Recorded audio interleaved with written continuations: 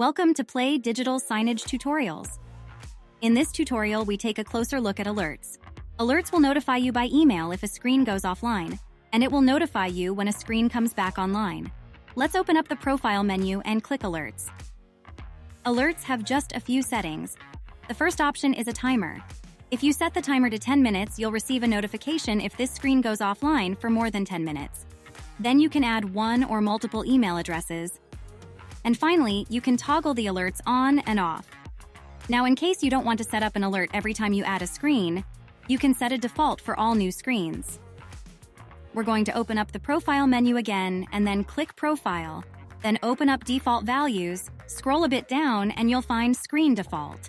And just like in Alerts, you can set the timer and add your email recipients. Remember to save when you've made changes.